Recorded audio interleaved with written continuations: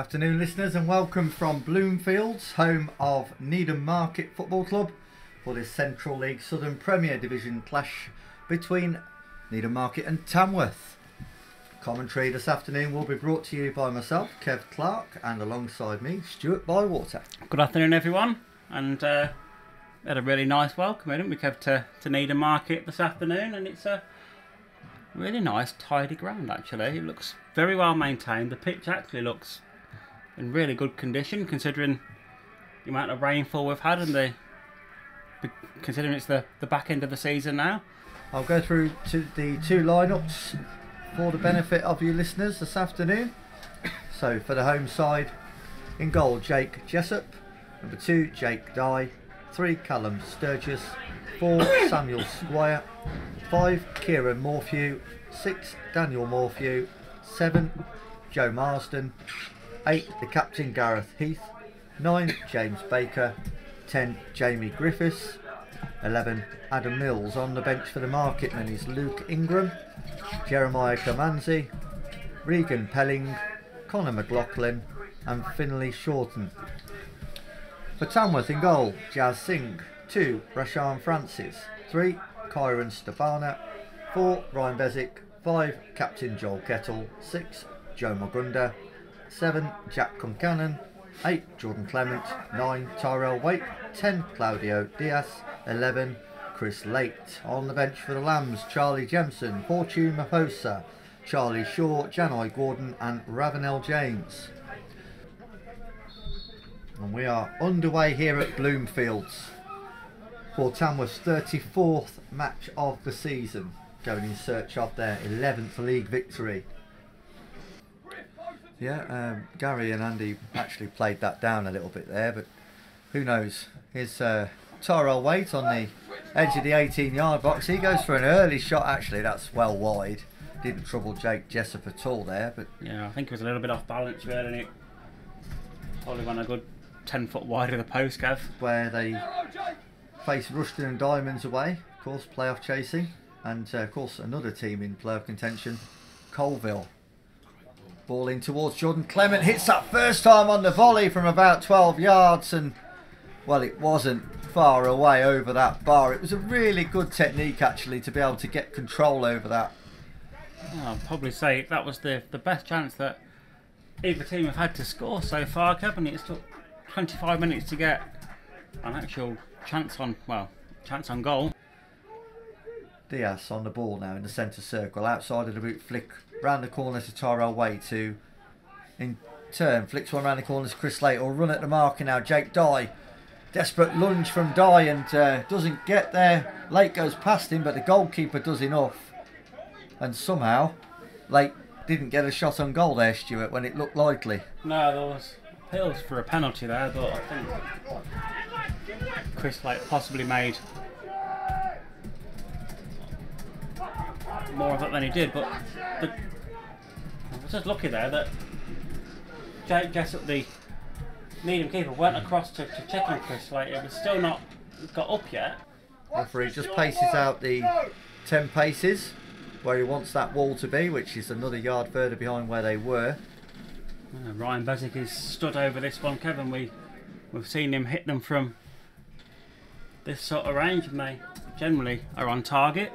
Yeah, no Chris Late on this one, with it being on the right hand side, so it will be Bezic to take. Chips it in towards, oh, it's into the corner. The goalkeeper just stood there almost as if it was going wide, but Ryan Bezic scores, I think, only his second goal this season for Tamworth, with a delightful free kick chipped into the corner of the goal.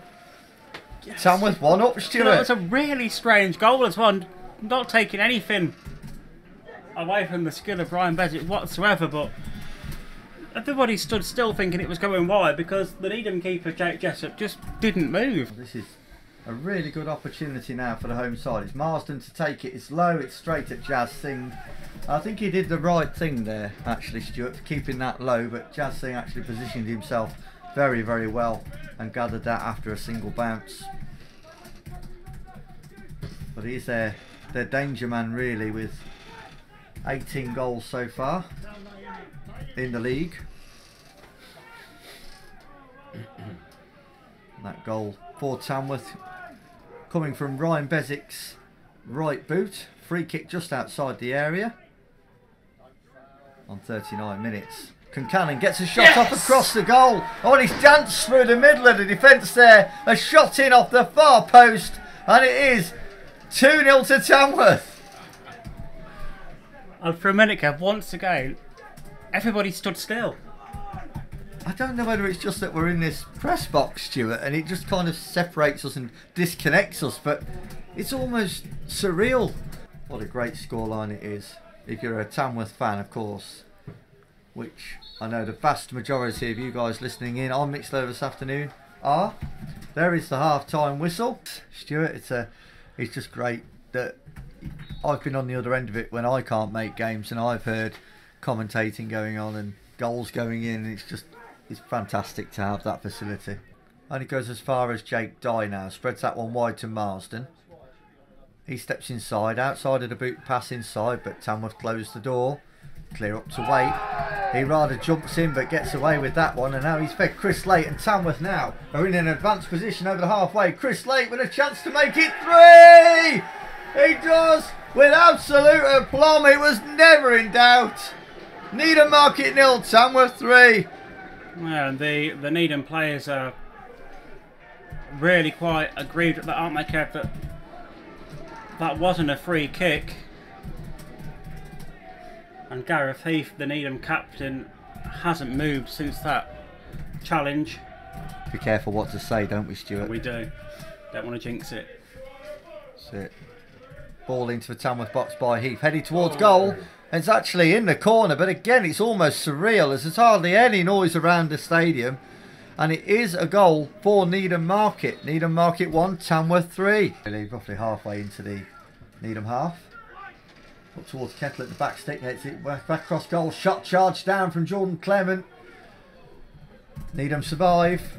But even though Tamworth have been under the cosh in the last 10 minutes, Stuart, we still end up with a chance like that. It's and that could have been 4. Yeah, for a minute there, Kev, I thought the net was about to bulge, but it was well blocked by Needham. Late in the game on the right hand side, he looks like he's dragged back, shielded the ball really well there, and brought Tamworth 30 yards of space. Certainly did, and it looks like he. I'm not sure who. There's been a yellow card shown, and he's gesticulating at the linesman and getting in his face a little bit, and it's a red card. Well, that's Daniel Morphew. Is that his second? That's his second yellow card, Kev. I was about to say, you cannot behave like that at the end of the day. You can't speak to the officials in that way. But I was about to say it, that Jordan Clement had brought all that space, but it looked like his man was standing off him, and there's the reason why, because he knew he was on a yellow card, and eventually he brought him down. And I don't think the yellow card was actually for the foul. I think it was for the way he reacted to the linesman. But I think originally he was trying to defend himself from getting another yellow card for making that challenge. Like it probably out of this game. It was that sucker punch, wasn't it, Kev? Where you get 2 relatively quick goals. But here's Concannon. Steals a march on Marsden and heads towards the 18-yard box. Still going Concannon there. Just held up inside the 18-yard box. Back across from Shorter. Clement, he smacked the post. A delicious curling effort from about 20 yards, and that would have been the icing on the cake and a goal deserved by fizzed wide by Concannon, and almost a goal again. The Lambs going very close there in the dying embers of this one. And stats and figures, and winning 3-1 looks a lot better than winning 3-2. It does. Corner taken towards the centre of the goal. Headed towards goal, cleared off the line really by Stabana. And that is the final whistle here at Bloomfields. Cue the celebrations really, because Tamworth have notched another victory.